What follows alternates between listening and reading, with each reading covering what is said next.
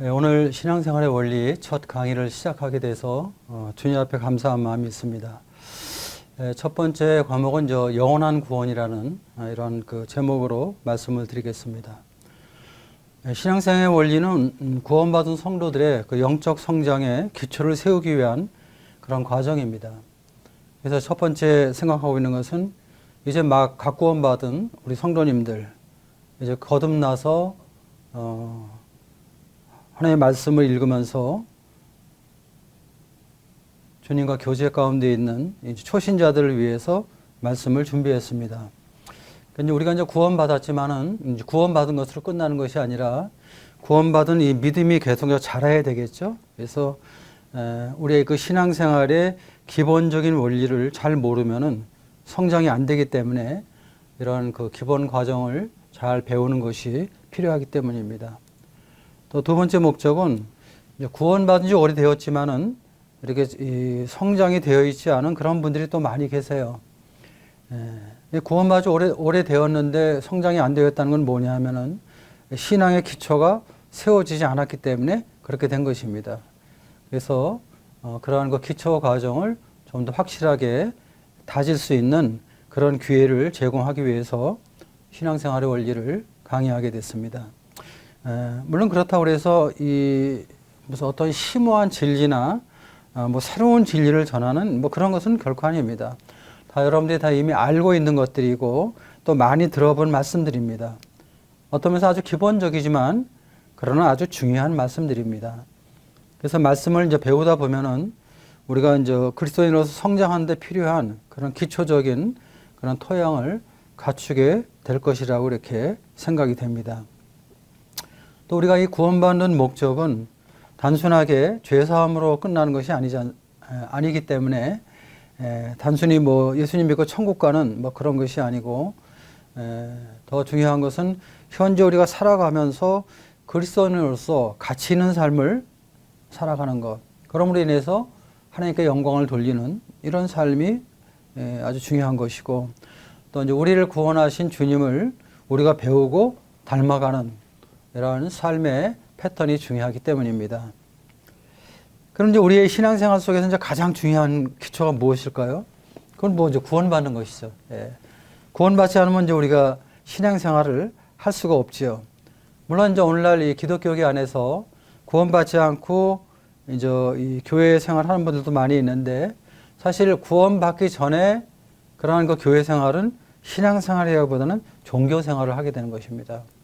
근데 이 종교 생활 가운데서 복음을 듣고 거듭나게 될 때 성령 안에서 주의 복음의 말씀을 깨닫게 될 때 구원받게 되고 구원을 받게 되면 이제 죄와 심판의 두려움에서 완전히 해방되고 우리 마음 가운데 평안과 기쁨이 생기게 되죠. 또 내가 하늘나라에 간다는 이런 확신이 우리 마음에 생기게 됩니다. 그래서 우리가 받은 구원은 영원한 구원인데 그럼 이 영원한 구원 무엇을 기초로 해서 내가 영원한 구원을 받았다고 생각할 수 있는가 하는 것입니다. 이 구원받은 근거가 무엇인가? 이 굉장히 중요한 것이거든요. 이것을 아주 잘 아는 것은 우리의 구원의 영원성을 유지하는 데 아주 대단히 중요한 그런 요소가 되는 것이죠. 첫 번째, 우리 구원의 확신은 예수님께서 하신 일에 기초를 둔다 하는 것입니다. 우리가 구원받았다. 우리가 받은 구원은 어떤 사람이 한 또 내가 행한 그러한 일에 기초를 두는 것이 아니라 하나님의 아들 그리스도 예수 그리스도께서 하신 일에 기초를 둔다는 것입니다. 우리 말씀을 좀 보겠습니다. 골로새서 1장 13절입니다. 그가 우리를 흑암의 권세에서 건져내사 그의 사랑의 아들의 나라로 옮기셨으니 14절 그 아들 안에서 우리가 속량 곧 죄사함을 얻었도다. 여기 보게 되면 이제 사도 바울은 골로새 성도들을 향한 편지에서 우리를 흑암의 권세에서 건져냈다. 그러니까 이 성도들은 흑암의 권세에서 이제 구원받은 사람들인데 어디로 옮겨졌어요? 사랑의 아들의 나라로, 주님의 나라로 옮겨졌다. 이제 구원받았다는 얘기죠. 그리고 14절은 어떻게 구원받았는가 하는 것을 우리에게 말씀해 주고 있는데 그 아들 안에서 우리가 속량 곧 죄사함을 얻었도다. 아들 그리스도 예수 안에서 우리가 속량, 구속, 즉 우리의 모든 죄값을 예수 그리스도께서 십자가에서 다 치르셨기 때문에 그 사실을 믿음으로 말미암아 우리가 죄 사함을 얻었도다.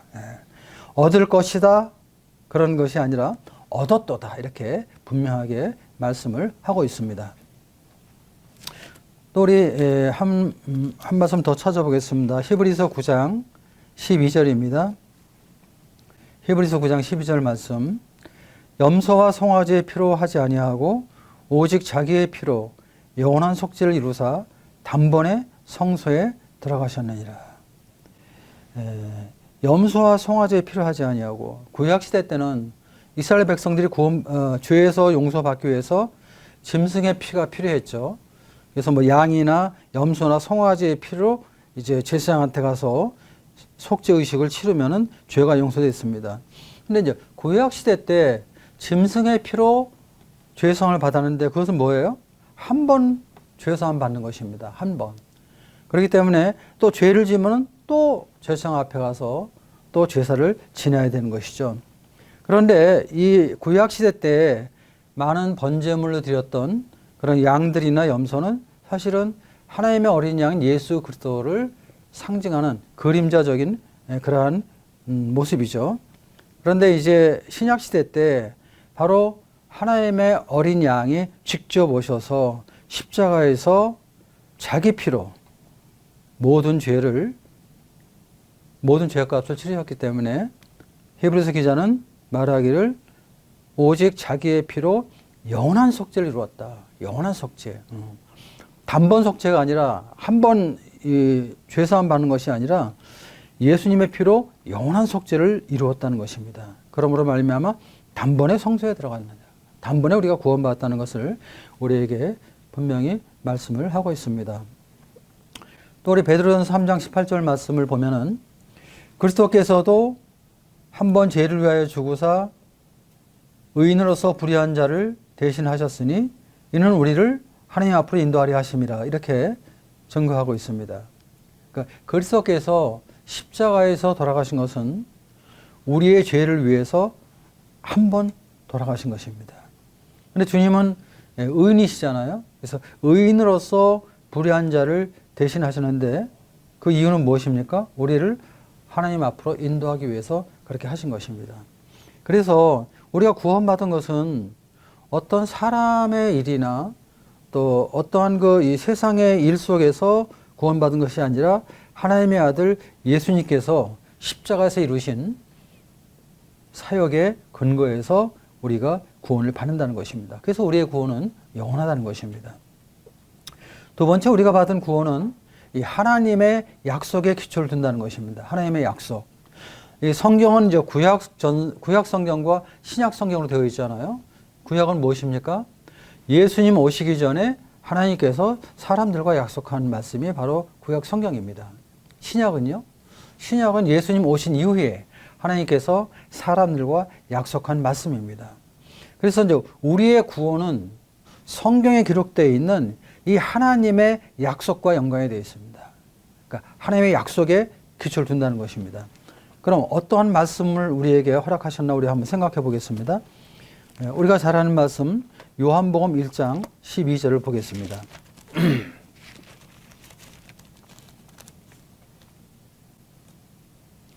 영접하는 자, 곧 그 이름을 믿는 자들에게는 하나님의 자녀가 되는 권세를 주셨으니.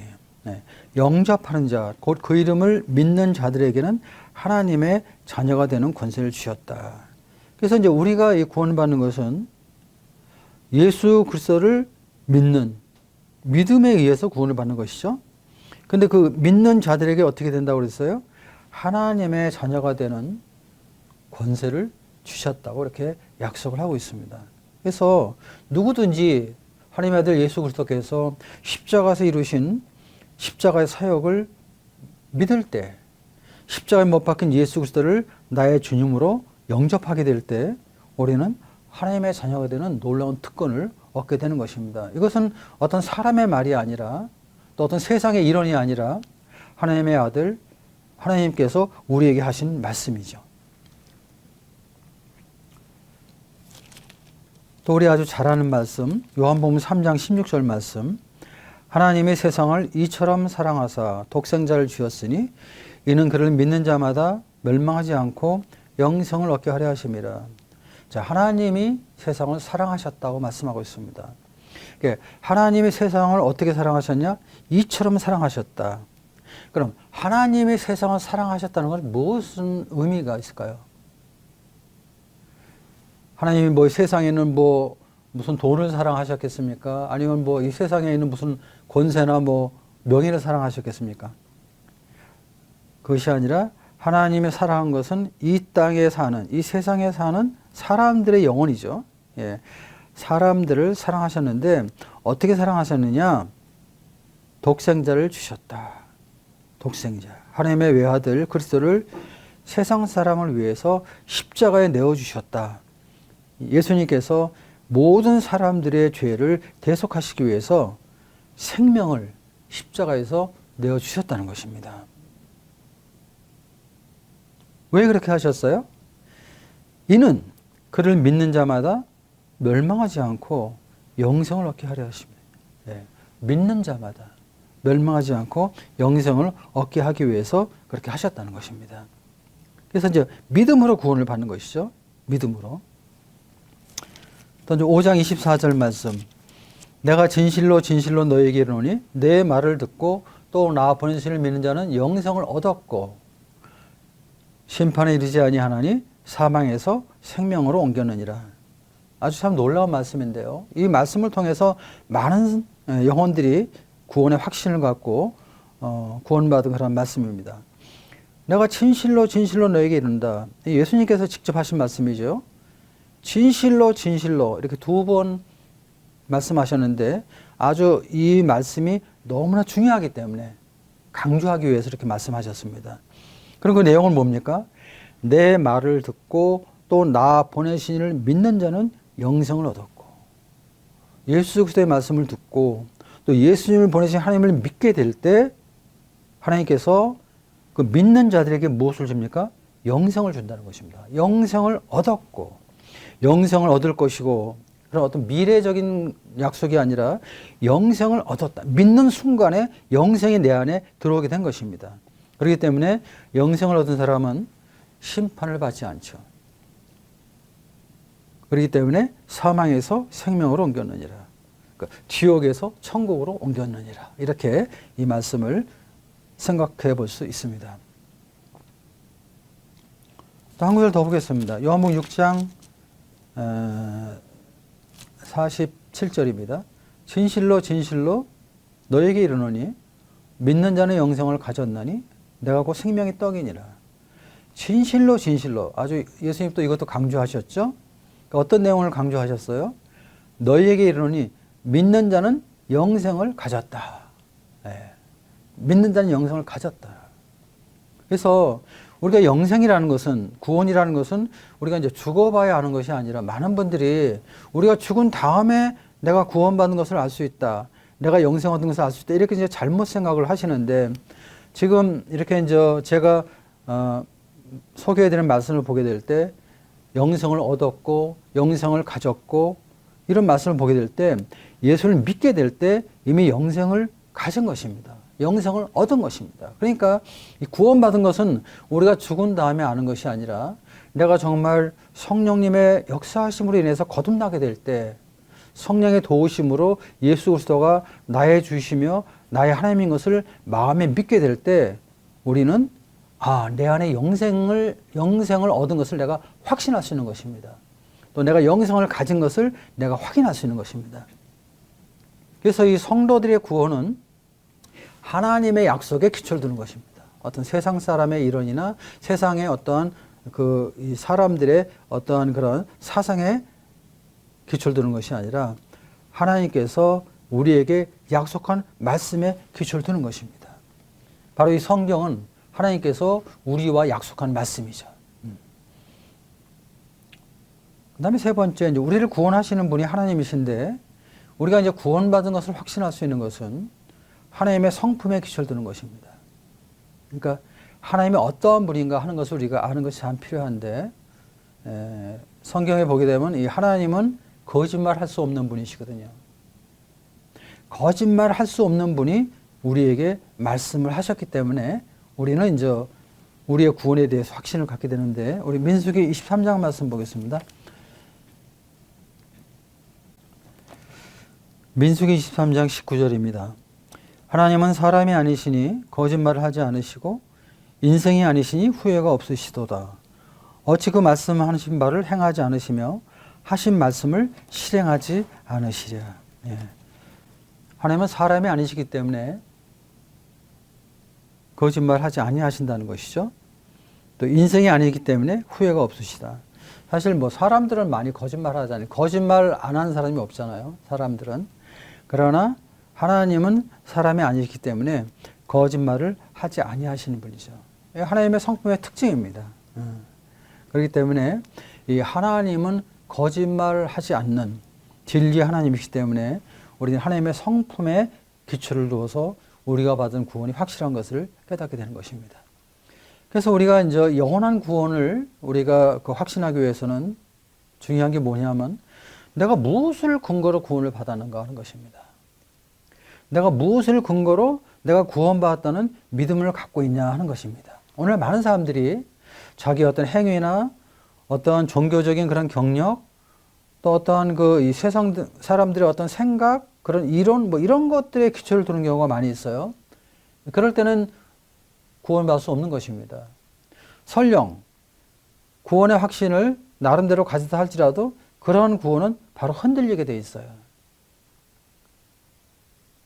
구원의 확신은 나의 어떤 행위의 결과로 인한 그런 상급이 아니라 예수 그리스도를 믿음으로 얻어진 은혜의 선물입니다. 하나님께서 은혜로 주시는 거예요. 은혜로.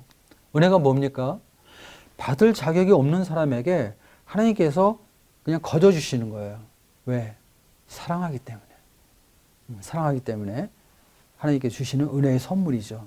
그래서 이 구원이라는 것은 하나님이 죄인들에게 주신 은혜의 선물이기 때문에 믿음으로 받으면 되는 겁니다.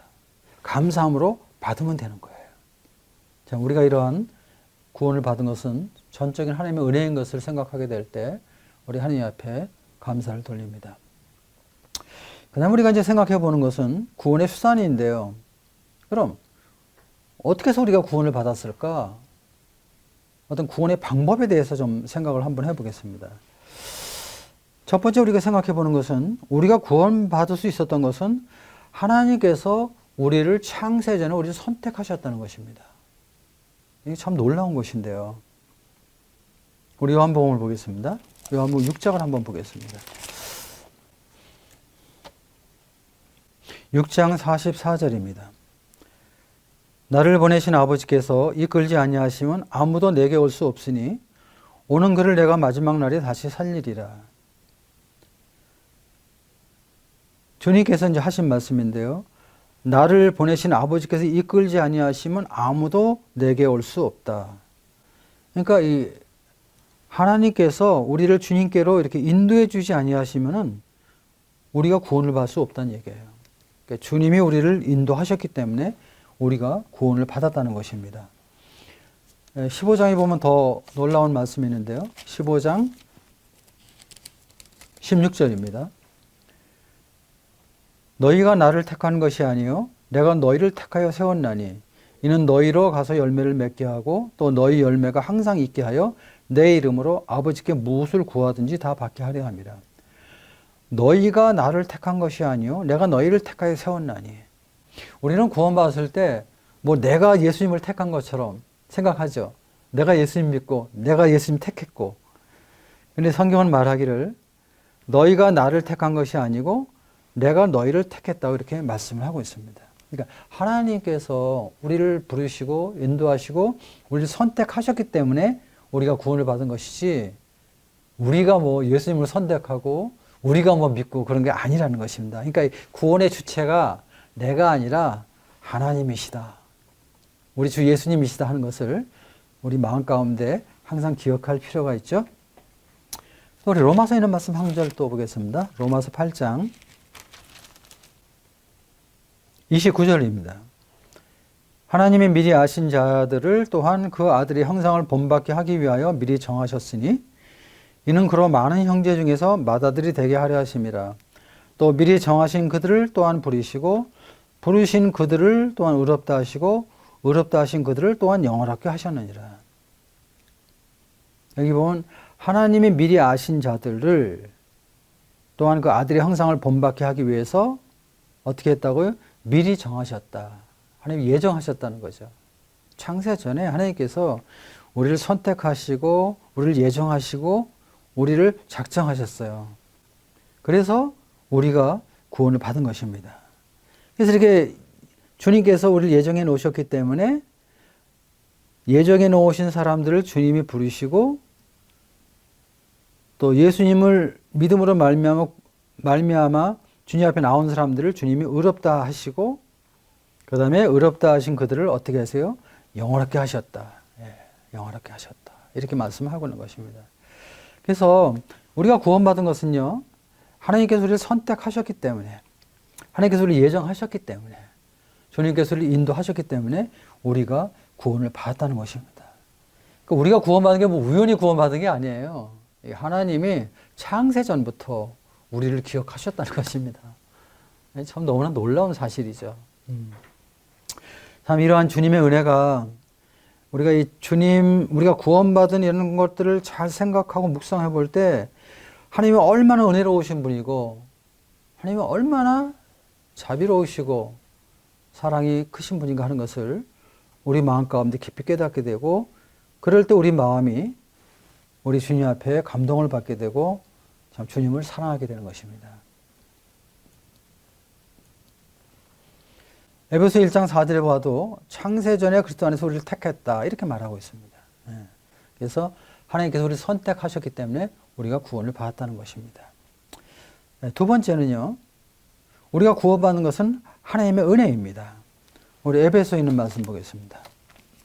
에베소 2장 4절입니다. 긍휼이 풍성하신 하나님이 우리를 사랑하신 그 큰 사랑을 인하여 허물러 죽은 우리를 그리스도와 함께 살리셨고 너희는 은혜로 구원을 받은 것이라. 예. 우리가 구원받은 것은 전적인 하나님의 은혜입니다. 예. 은혜는 뭡니까? 예. 구원받을 자격이 있는 사람이 아니에요. 구원받을 자격이 없음에도 불구하고 하나님께서 구원을 허락하셨어요. 이것이 바로 은혜예요. 사도 바울은 구원받고 나서 깨닫기를 긍휼이 풍성하신 하나님이 우리를 사랑하신 그 큰 사랑을 인해서 허물러 죽은 우리를 그리스도와 함께 살리셨다. 아주 감동적인 말씀 아니세요? 네. 바로 이것이 너희가 은혜로 구원을 받은 것이라. 그리고 8절에 그렇게 말하죠. 너희는 그 은혜에 의하여 믿음으로 말미암아 구원을 받았으니 이것은 너희에게서 난 것이 아니요 하나님의 선물이라. 예. 여러분 은혜가 무엇입니까? 많은 사람들이 주님 앞에 은혜 받았다고 간증을 하잖아요. 근데 그런 간증을 보면 어떤 사람들은 암에서 이렇게 병을 건졌다. 그래서 하나님의 은혜를 받았다. 이런 얘기 하는 분도 있고 또 무슨 사업이 망할 뻔 했는데 하나님께서 은혜를 베푸셔서 다시 사업이 성공했다. 우리 아이가 공부를 못해서 대학을 못 들어갔는데 40일 작정 기도를 했더니 주님께서 우리 아이를, 우리 아들을 좋은 대학교에 들어가게 했다. 하나님의 은혜다. 이런 말을 많이 합니다. 물론 그런 것도 은혜이겠죠. 그러나 그런 은혜는요, 무당도 줄 수 있는 은혜입니다, 사실은. 예. 그럼 하나님이 줄 수 있는 은혜는 어떤 거예요? 여기 에베소 2장 8절 말씀대로 믿음으로 말미암아 구원을 받는 것. 이것이 바로 하나님의 은혜입니다. 예. 하나님의 은혜는요, 믿음으로 말미암아 구원을 받는 거예요. 그래서 우리가 받은 구원은 전적인 하나님의 은혜인 것을 말씀하고 있죠. 그래서 사도 바울은 말하기를 구원이 너희에게서 난 것이 아니라 하나님의 선물이다. 하나님의 거저 주시는 거죠. 선물. 그리고 9절에 보면 행위에서 난 것이 아니니 이는 누구든지 자랑하지 못하게 함이니라. 참 우리가 구원받은 것은 어떤 행위에서 구원받은 것이 아닙니다. 오늘날 참 많은 사람들이 안타까운 것은요. 선한 행위를 통해서 구원받을 수 있다고 생각을 하는 거예요. 바로 이게 종교거든요. 예. 종교의 특징은 뭡니까? 자기의 선한 행위를 통해서 구원받으려고 하는 게 바로 종교예요. 그런데 기독교는 종교가 아닙니다. 예, 모든 종교는요, 자기의 행위를 통해서 나아가지만 기독교는요, 하나님이 구원의 길을 다 준비해 놓으셨어요. 하나님이 다 예비해 놓으셨어요. 그 사실을 믿음으로 나아가요. 믿음. 그래서 기독교는 다른 종교와 다른 것입니다. 기독교를 종교라고 할 수 없는 것입니다. 그래서 정말 구원받은 사람들은요, 자기의 구원을 자랑하지 않는 것입니다. 이게 무슨 말이에요? 그러니까 구원받은 사람은 교만해서는 안 되는 거예요. 왜? 우리가 뭐 다른 사람보다 더 훌륭해서 구원받은 게 아니거든요. 내가 더 의롭고, 내가 더 착한 일을 많이 했고, 내가 뭐 똑똑하고, 뭐 그래서 내가 구원받은 게 아니에요. 전적인 하나님의 은혜로 구원받은 것이거든요. 그래서 정말 은혜 가운데 구원받은 것을 알게 될 때, 그 주님의 은혜 아래서 주님을 배우게 될 때, 우리는 교만하지 않고 겸손하게 우리 주님을 섬길 수가 있는 것이죠. 그렇죠? 그 다음에 우리가 생각해 보는 것은요, 하나님에 대한 믿음으로 구원을 받은 것입니다. 우리가 아까 요한복음 1장 10절 말씀 봤죠? 영접하는 자, 곧 그 이름을 믿는 자들에게는 하나님의 자녀가 되는 권세를 주셨으니. 예수님을 영접하는 것. 영접한다는 게 뭡니까? 바로 하나님의 아들 예수님을 마음 가운데 나의 주님으로 믿는 것입니다. 나의 구원자로 믿는 것이에요. 바로 이 믿음으로 구원을 받는 것이죠. 하나님이 세상을 이처럼 사랑하사 독생자를 주셨으니 이는 그를 믿는 자마다 멸망하지 않고 영생을 얻게 하려 하십니다. 믿음으로 구원을 받는 것이죠. 그래서 우리가 참 이 구원받는 것을 생각해 볼 때 하나님께서 우리를 창세전에 미리 예정하시고 선택하셨고 때가 되매 하나님께서 우리를 은혜로 부르셨고 또 하나님의 선물로 우리에게 구원을 허락해 주셨고 그리고 이런 모든 것들을 하나님이 해놓으신 모든 것들을 그대로 마음 가운데 믿을 수 있도록 영접할 수 있도록 역사하셨기 때문에 우리가 구원을 받은 것입니다. 그러니까 우리가 구원받기 위해서 행한 것이 아무것도 없어요. 우리는 구원받기 위해서 아무것도 행한 것이 없습니다. 모두 하나님이 하셨어요. 하나님이 하셨어요. 그것을 내가 깨닫고 내 마음 가운데 믿음으로 받아들인 것밖에 없어요. 이것이 바로 기독교의 생명입니다. 네. 다른 모든 종교들은요, 다 행위로 구원받는 거예요. 근데 기독교는요, 행위로 구원받는 것이 아닙니다. 믿음으로 구원을 받는 것입니다.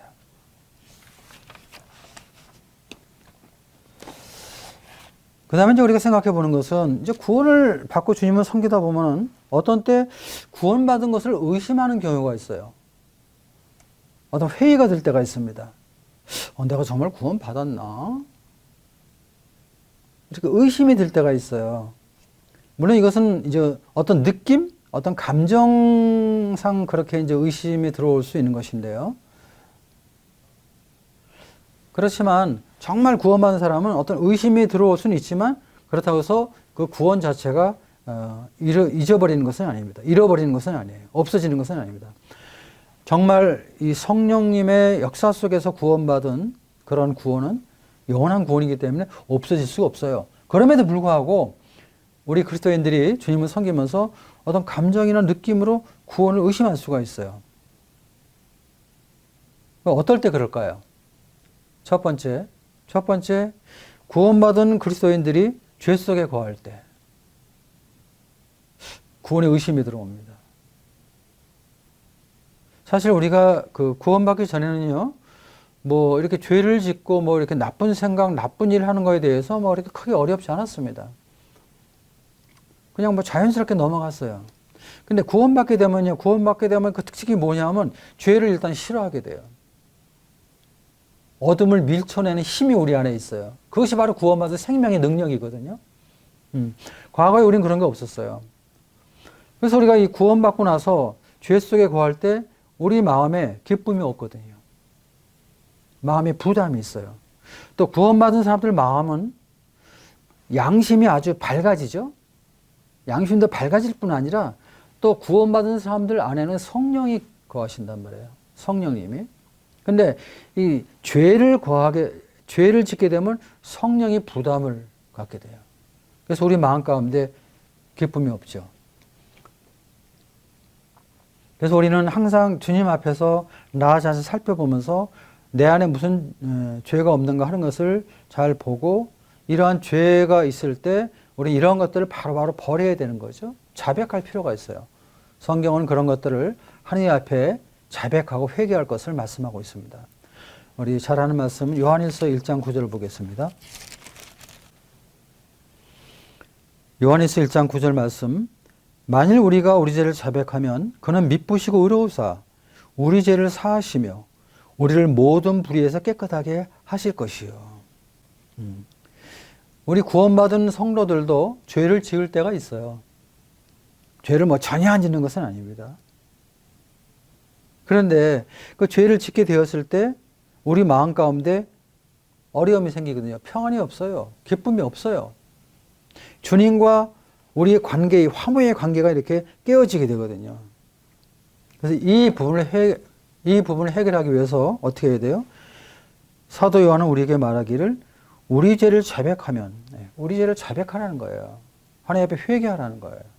우리의 잘못을 하나님 앞에 고백하고 그 죄에서 돌이킬 때 그는 미쁘시고 의로우사, 미쁘시고 믿을만 하시고 의로우사, 의로운 분이기 때문에 우리 죄를 사하신다는 거예요.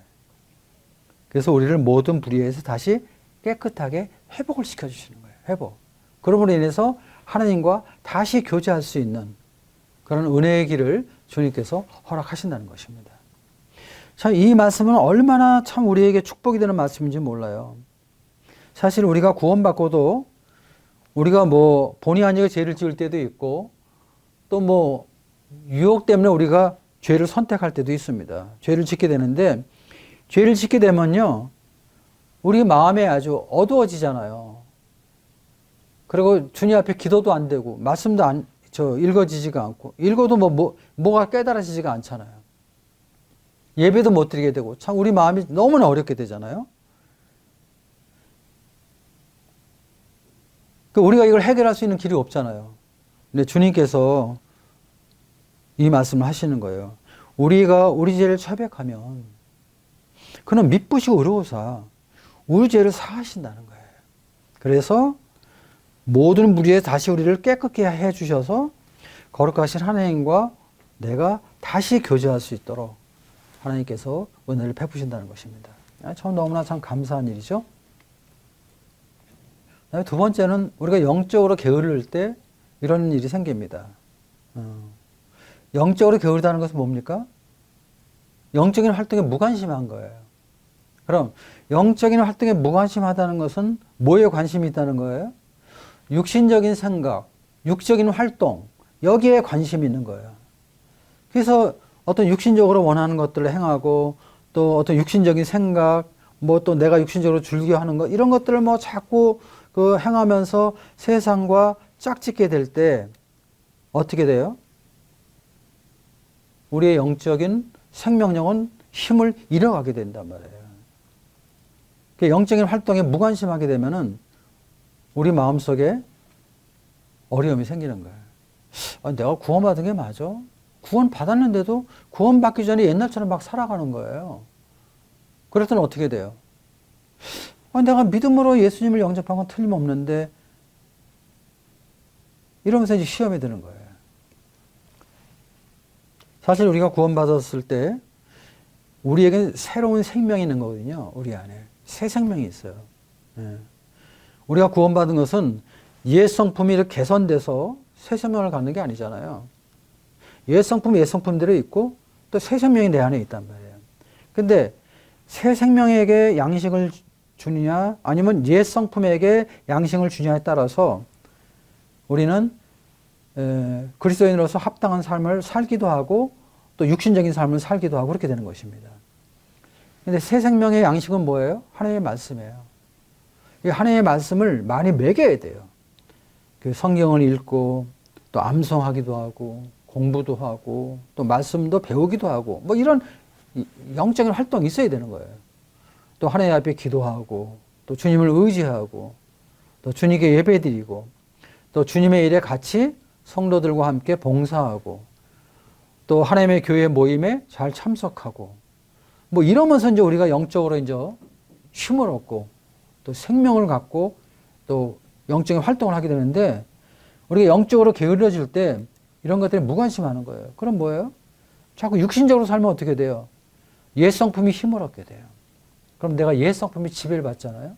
그럼 구원 받았음에도 불구하고 구원받지 않은 사람처럼 살아간단 말이에요. 그러면 의심이 든단 말이에요. 우리 마음 가운데 사실은. 뭐 TV나 보고 날마다 인터넷 들어가서 뭐 시간 허비하고 또 뭐 스마트폰 보고 이런 것들은 사실은 우리 영적인 것과 관계없는 것들이거든요. 근데 이런 데 많이 시간을 투자하고 이런 데 많이 시간을 보내니까 우리 생명을 힘을 상실하게 되는 거죠. 그래서 우리가 영적으로 좀 부지런해야 돼요. 일찍 일어나서 주님 앞에 기도도 하고 또 큐티도 할 줄 알고 또 말씀도 배우고 기도도 하고 뭐 이러면서 우리 영적인 양식이 공급될 때 우리가 이제 힘을 얻게 되는 거죠. 그 다음에 이제 우리 특히 이제 이 초신자들에게 오는 시험인데요. 어떤 그 느낌이나 감정의 지배를 많이 받아요. 우리가 이제 구원받은 게 어떤 느낌이나 감정으로 구원받는 게 아니잖아요. 마찬가지예요. 우리가 신앙생활 하는 것도 어떤 느낌이나 감정으로 신앙생활 하는 게 아닌데, 그런데 이 느낌이나 감정의 지배를 받는 분들이 너무나 많아요. 쉽게 얘기하면 상태가 좋으면 내가 구원받은 것 같아요. 확실한 것 같아요, 구원이. 근데 상태가 안 좋으면 구원받지 않았나? 이런 의심을 갖는 거예요. 내가 교회생활 잘 하면은 내가 정말 구원받았어. 근데 교회생활 잘 안 하면은 구원받지 않은 것 같아요. 내가 정말 구원받았나? 이런 생각을 하는 거예요. 왜 그래요? 내가 구원받은 구원의 근거를 내 행위와 내 마음의 어떤 감정의 근거를 두기 때문에 그러는 거예요. 우리가 구원받는 것은 내 행위로 구원받는 게 아니잖아요. 또 우리가 구원받는 것은 뭐 내 감정이 뭐 기쁨이 있다고 해서 구원받는 게 아니란 말이에요. 그래서 그런 어떤 느낌이나 감정에 의해서 그 구원을 의심하는 것은 이건 율법 가운데 있기 때문에 그러는 거예요. 우리가 구원받기 전에 율법 가운데 있을 때 뭔가 뭐 교회생활 잘하고 헌신하고 뭐 이러면 내가 구원받았다는 생각이 들어요. 나 하늘나라 갈 수 있어? 그런 생각이 들다가 또 무슨 뭐 죄를 짓게 되고 또 어떻게 뭐 좀 그 교회생활을 등한히 하게 되면 나는 하늘나라 못 가. 이게 왜 그래? 율법 아래 있을 때 그렇게 된 거거든요. 근데 구원받고 나서도 우리가 그렇게 될 수가 있어요. 근데 우리의 구원의 근거는 내 자신의 어떤 행위나 또 나의 어떠한 그 종교적인 그런 그 의식이 아니라는 것. 하나님의 아들 그리스도께서 십자가에서 이루어놓으신 구속 사역에 의해서 구원받는 것을 확실히 알아야 되죠. 그 다음에 우리가 주님을 섬기다 보면은 주님을 보기보다 나를 볼 때가 많이 있어요. 나를 볼 때. 항상 우리는 그 주님을 바라봐야 되거든요. 주님을 바라볼 때 참 그 마음에 평안이 있고 기쁨이 있고 또 주님에 대한 어떤 사랑이 생기고 그렇거든요. 근데 자꾸 나 자신을 바라보면요. 뭐 내가 볼 게 뭐가 있어요. 근데 자꾸 나를 바라봐요. 특별히 상태가 안 좋을 때 나를 바라보죠. 또 내가 뭐 이렇게 좀 이 어두운 가운데 있을 때 자꾸 나를 봐요. 나를 보면 어떻게 돼요? 실망할 수밖에 없고 실족할 수밖에 없죠.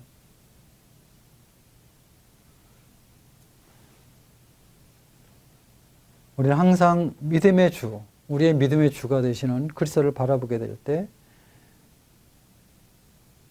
모든 정죄감에서 승리할 수 있는 것이죠.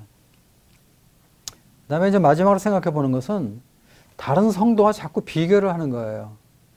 어떤 성도는 참 말씀도 잘 알고 또 말씀도 잘 전하는데 나는 뭐 말씀도 잘 못 전하고 또 어떤 사람은 또 이렇게 전도도 막 해서 구원받게 하고 또 사람을 교회로 인도하는데 나는 뭐 그런 것도 없고 왜 나는 전도를 못하지? 나는 왜 말씀을 왜 잘 전하지도 못하지? 나는 뭐 예배 때 감사하는데 이렇게 뭐 기도를 잘 하지 못하지? 뭐 이런 걸, 저 형제는 잘하는데. 이렇게 뭐 비교하면서 내가 못한다고 생각하면서 내가 구원받지 않았나? 이런 의심을 갖는 거예요. 이런 잘못된 것이죠. 이런 비교를 하면 안 되는 것이죠. 주님은 성도들 각인의 믿음의 분량대로 역사하시는 분이고 또 주님이 그 주시는 은사는 성령께서 합당하게 주시기 때문에 그런 것들을 비교함으로 인해서 나 자신의 그런 그 마음의 그 어려움을 갖는 것은 합당한 것이 아니에요. 이런 것들 때문에 이제 우리가 구원의 의심을 갖는데, 근데 이것도 동일해요. 우리가 구원받은 확신은 어떤 우리의 행위나 생각, 감정 이런 거에 근거해서 우리가 구원받은 게 아니에요. 하나님의 말씀에 근거해서 구원을 받았고 또 믿음으로 구원받았다는 것을 항상 마음 가운데 간직할 필요가 있는 것이죠.